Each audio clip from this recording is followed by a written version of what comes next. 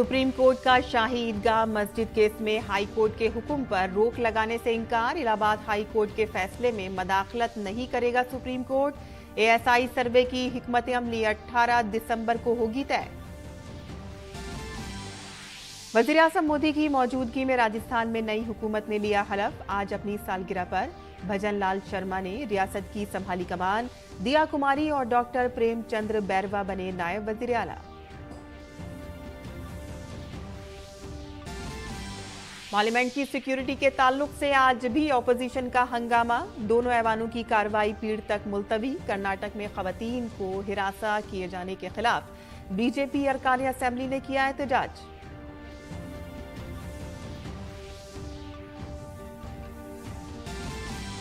हवाई अड्डों पर भीड़ को संभालने के लिए मरकजी हुकूमत ने नए ज़ाब्ते किए जारी। 2024 के आखिर तक होगी मजीद 20 हवाई अड्डों की तामीर। 38 हवाई अड्डों पर काम करेगी डीजी यात्रा। अम्मान के सुल्तान हैसम बिन तारिक भारत के सैरोजा दौरे पर आज नई दिल्ली पहुंचे। वजीर आजम नरेंद्र मोदी समेत तमाम सीनियर रहनुमाओं से करेंगे मुलाकात।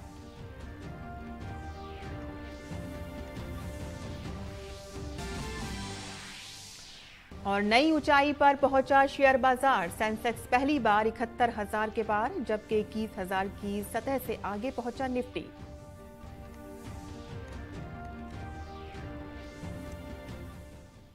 आदाब नाज़रीन, खबरनामे में आपका इस्तकबाल है। मैं हूं साइमा खान। अब खबरें तफसील से।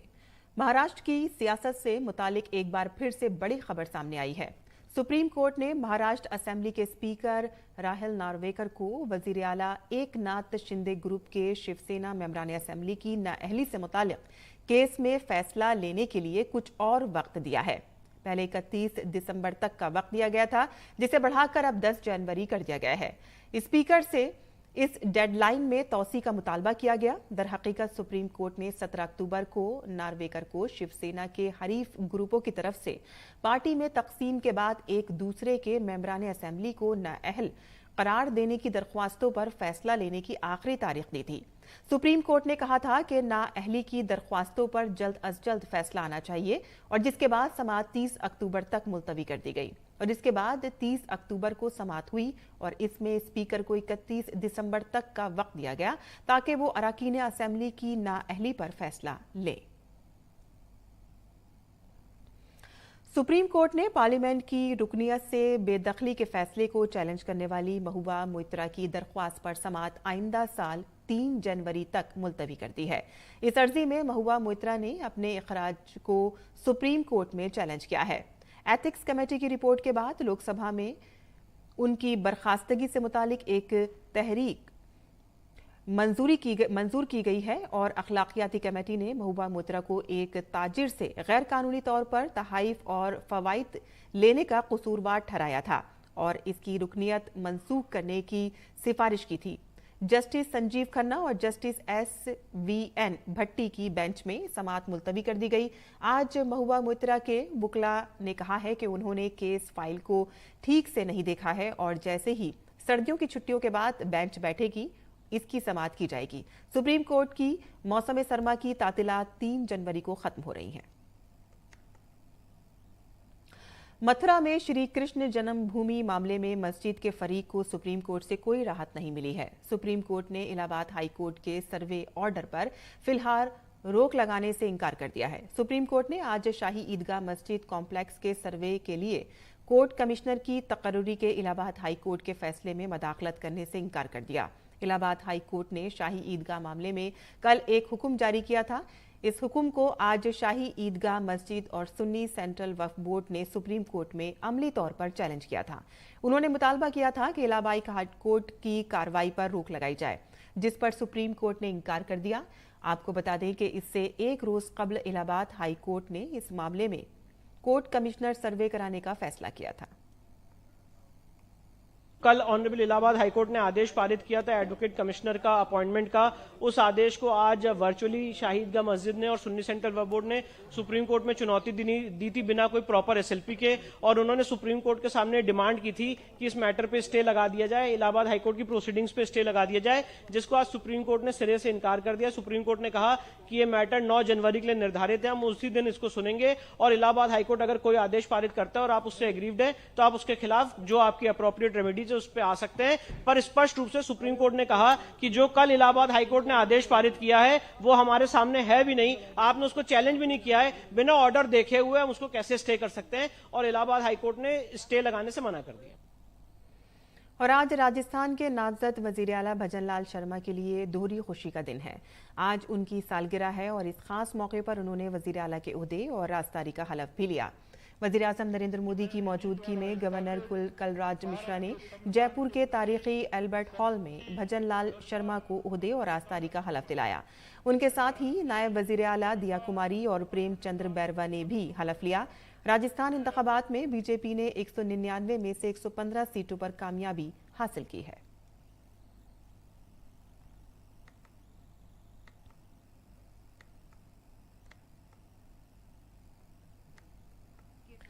राजस्थान वासुदेव देवनानी ने हमारे नामानिगार विशाल बैरिस्टो से खास बातचीत की है। बीजेपी ने वासुदेव देवनानी को असेंबली स्पीकर बनाने का फैसला किया है।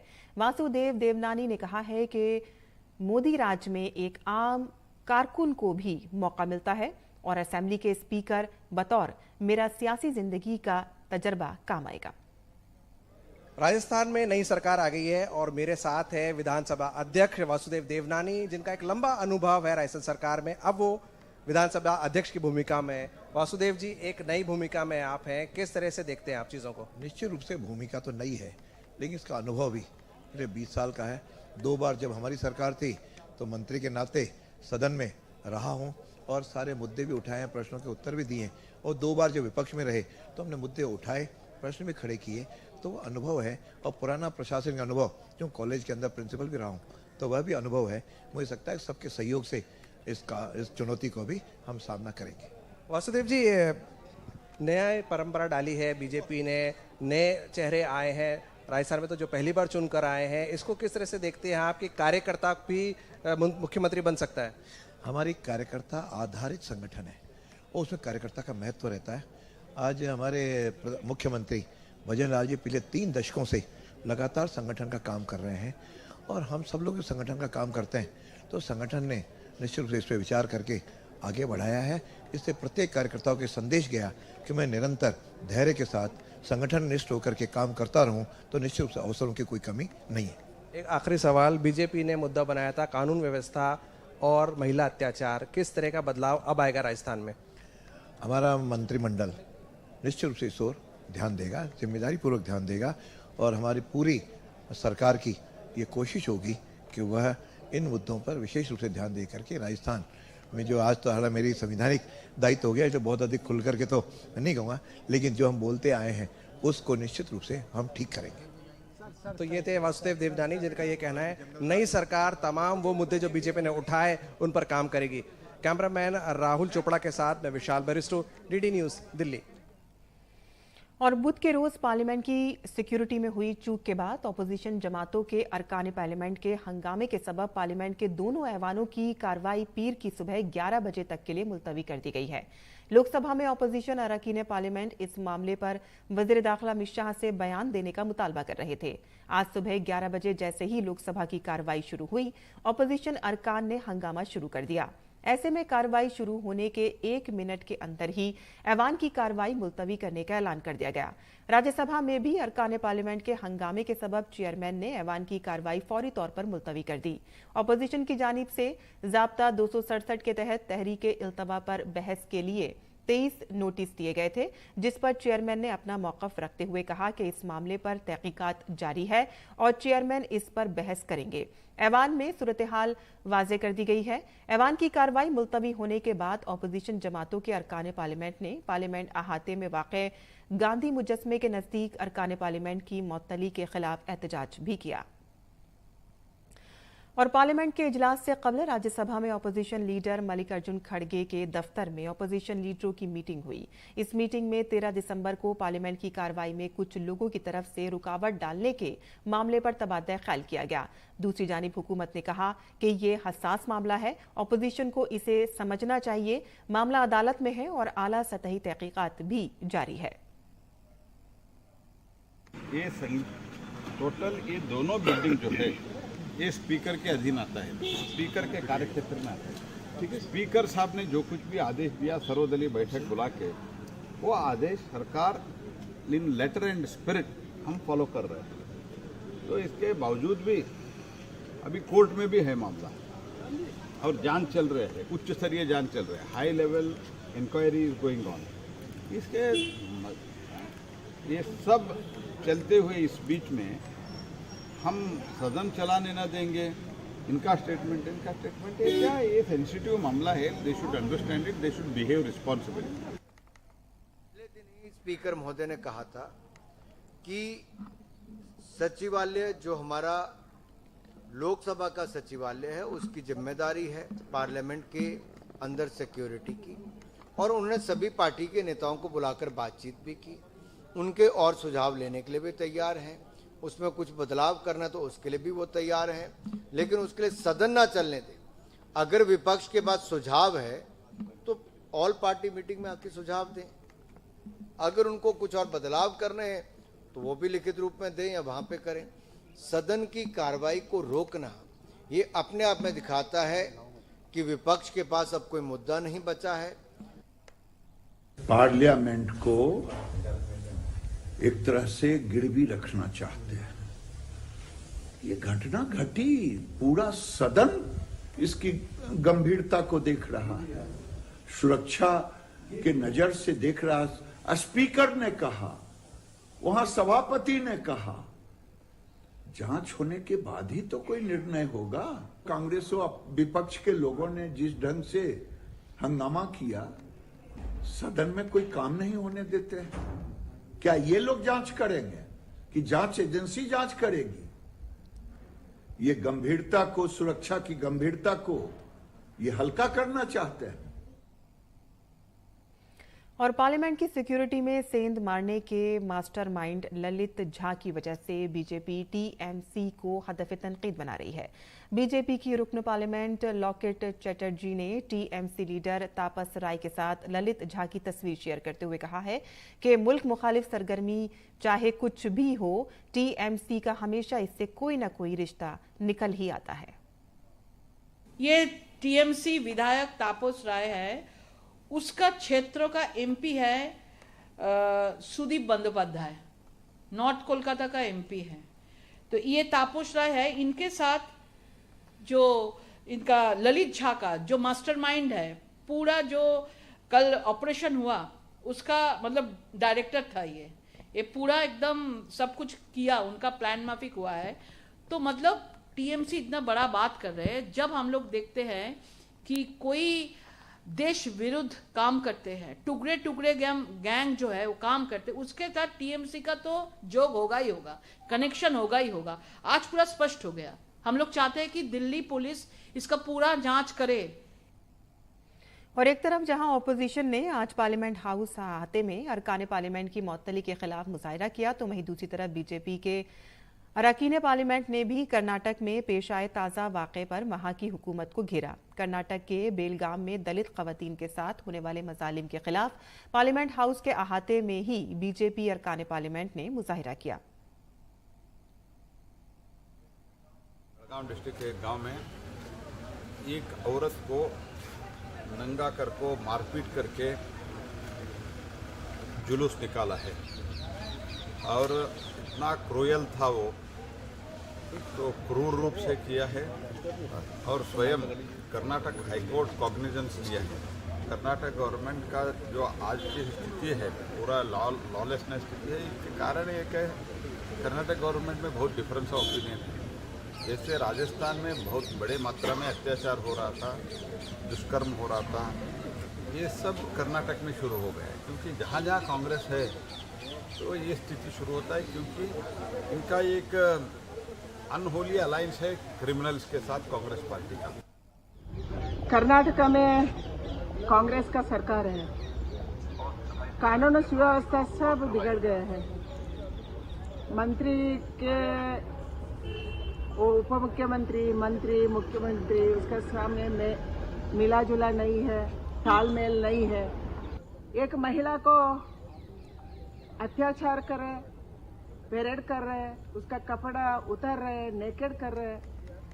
कर्नाटका हाईकोर्ट ने खुद केस ढाला। पूछना चाहती हूँ सिद्धरामैया को, आप क्यों मौन है? Why you are silent? Maharashtra के बीड जिले में एक कबायली खातून को बरहना करने के मामले की सख्त मजम्मत करते हुए भारतीय जनता पार्टी के कौमी सदर जगत प्रकाश नड्डा ने 5 रुकनी कमेटी तश्कील दी है। कमेटी जाए हादसे का दौरा करेगी और हकायक तलाश करने का काम करेगी और जल्द ही अपनी रिपोर्ट बीजेपी सदर को सौंपेगी। कमेटी में बीजेपी की रुकन पार्लियामेंट अपराजिता सारंगी, सुनीता दुग्गल, लॉकेट चटर्जी, रंजीता कोली के साथ साथ बीजेपी की कौमी सेक्रेटरी आशा लाकड़ा शामिल हैं। इस मामले में बीजेपी सदर ने कांग्रेस हुकूमत के काम करने के अंदाज को कांग्रेस की हुकूमत वाली रियासतों में खवातीन के खिलाफ बढ़ते हुए जराइम की बड़ी वजह करार दिया।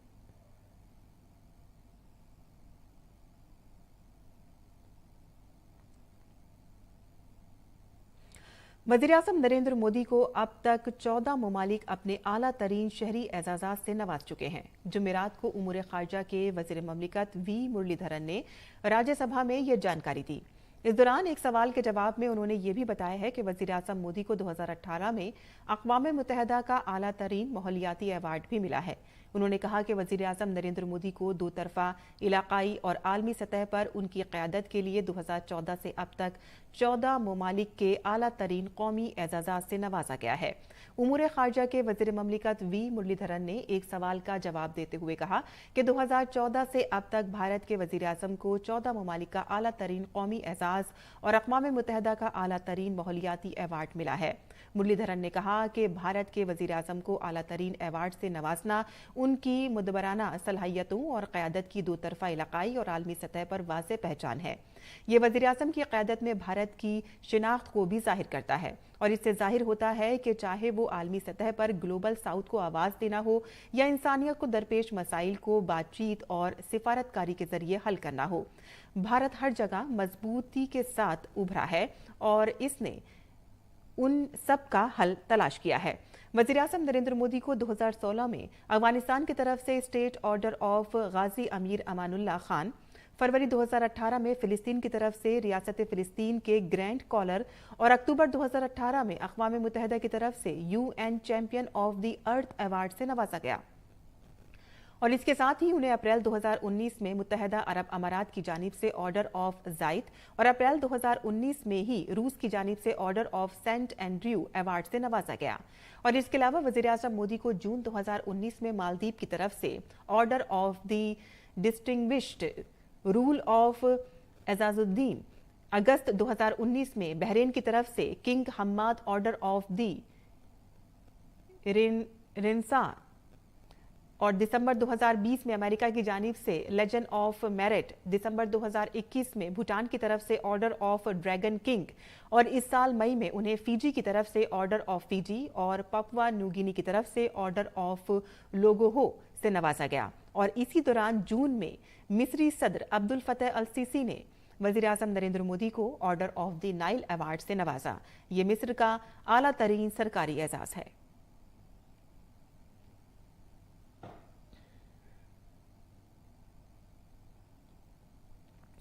इत्तलात और नशरियात के वज़ीर अनुराग सिंह ठाकुर ने जुमेरात को पार्लियामेंट को बताया है कि भारत में इस साल नवंबर 2023 तक 35 गैर मुल्की फिल्मी प्रोजेक्टों को फिल्म प्रोडक्शन की इजाज़त दी गई है।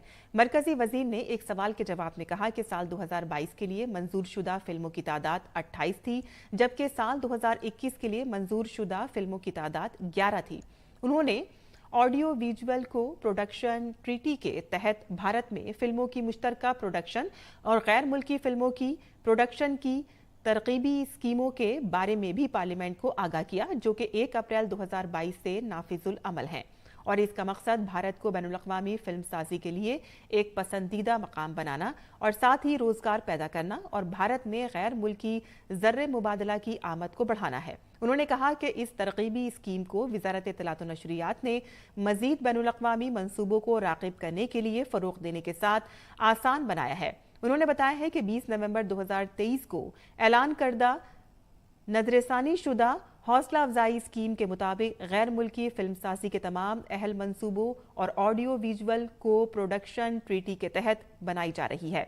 तमाम फिल्में भारत में किए गए अहल इखराजात पर 30% की नकद तरकीब से लुत्फ अंदोज हो सकती हैं और अगर गैर मुल्की फिल्मों की लाइव शूटिंग के दौरान 15% या इससे ज्यादा भारतीय अमले को रोजगार देने पर 5% का दावा कर सकती हैं, जिसमें भारतीय सकाफत, सलाहियत और सयाहती मकामात को फरोग देने के लिए अहम भारतीय मवाद हो। उन्होंने कहा कि बड़े बजट के बैनुल-अक़वामी फिल्मी प्रोजेक्ट्स को राग़िब करने के लिए इस मुराद की ज्यादा से ज्यादा हद को पहले 2.5 करोड़ रुपए से बढ़ाकर 30 करोड़ रुपए कर दिया गया है, जबकि मुराद की ज्यादा से ज्यादा फीसद 35% से बढ़ाकर 40% कर दिया गया है।